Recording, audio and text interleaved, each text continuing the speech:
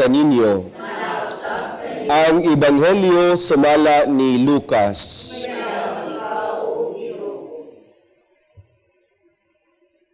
Si Jesus mingon sa iyang mga tinun-an, pag-andam kamo sa bisan unsay mudangat, baksig hugot ang inyong mga bisti diha sa hawak, ug dagkuti ang inyong mga suga, samag mga sunugoon nga naghulat sa pagbalik sa ilang agalon, gikan sa kumbira sa kasal.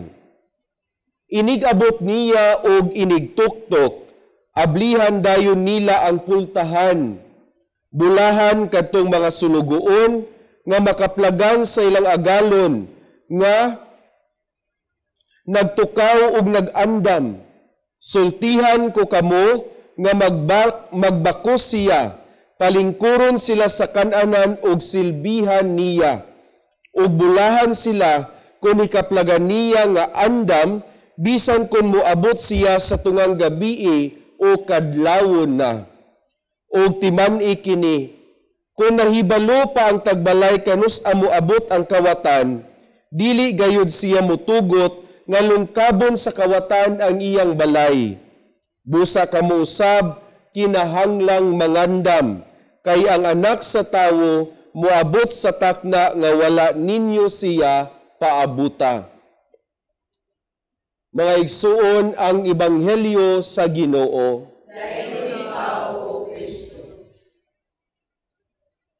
Mga igsuon, adunay nindot kaayo nga advice ang akong professor sa theology na hangtod karon akong gibitbit o gipaningkamutan nga mapuy-an. Ingon sa akong professor sa theology, failing to prepare is preparing to fail. Failing to prepare is preparing to fail.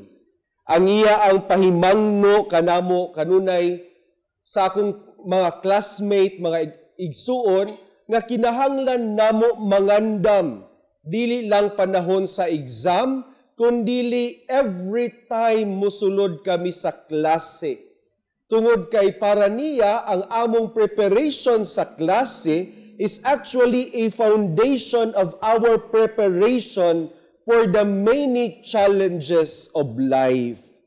O kining maong linya ang akong nahinumduman sa panawagan sa atong Ebanghelyo karon mga igsuon, diin nagpahimangno si Jesus nga kita mangandam kanunay kay wala kita kabalo kung kanus-a siya moabot. Sa tinuod mga igsuon, ang Ginoo kanunay anaa. Ang Ginoo ingon pa ever present sa kinabuhi sa tawo. Ang pangutana lang mga igsuon, dili kung naa ba siya or wala, kundili ang pangutana, andam ba kita nga masinati ang iyang presensya sa atong kinabuhi.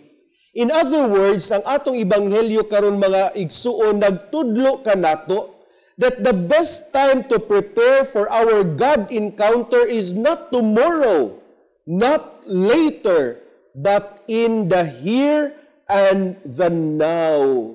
In other words, our gospel for today is teaching us every moment is the best time to prepare for our encounter with the Lord.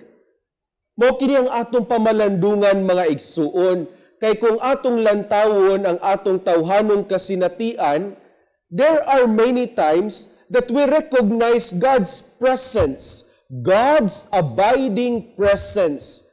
Pero aduna po'y mga panahon nga atong ipadaplin ang atong pagpangandam nga mahimambat siya because we are so preoccupied with many other intentions.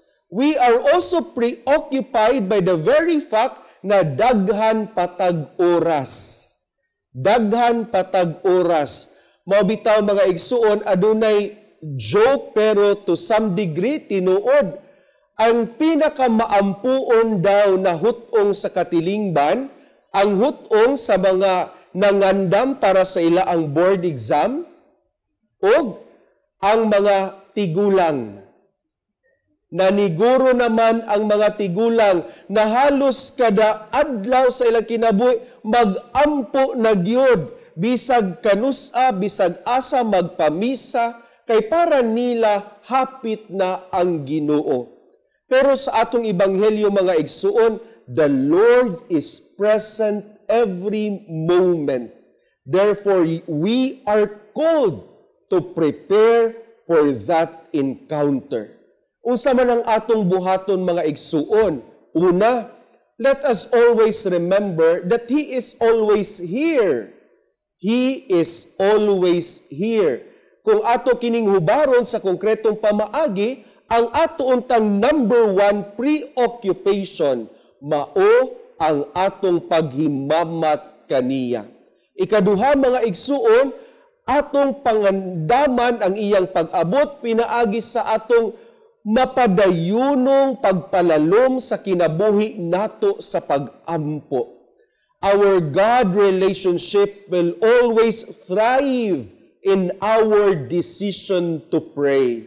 Because in prayer, we can hear God's voice in us, we can discern His invitation for us, and more importantly, in prayer, we can recognize how He is shaping our hearts to become more and more like Him. Og ikatulo mga igsuon, nga ang ato untang mga buhat, musalamin sa atong pag-ampo. Kay ang tinud-anay na pag-ampo mga igsuon, mamunga mangyod og maayong buhat. Again, mga igsuon, ang atong ebanghelyo nagpahinumdum kanato na mangandam kanunay nga mahimamat ang atong Ginoo. Ang maong pagpangandam atong pagabuhaton pinaagi sa atong una kay makanunayong paghuna-huna nga ang Ginoo kanunay nag-uban kanato. Ikaduha, pinaagi sa atong matinud-anong tinguha nga palalumon ang atong kinabuhi sa pag-ampo. Ug ikatulo, pinaagi sa atong tinguha na mamungag maayong buhat ang mga pag-ampo na atong ginabuhat. Mapuy-an unta nato kini mga igsuon, hinaot pa unta.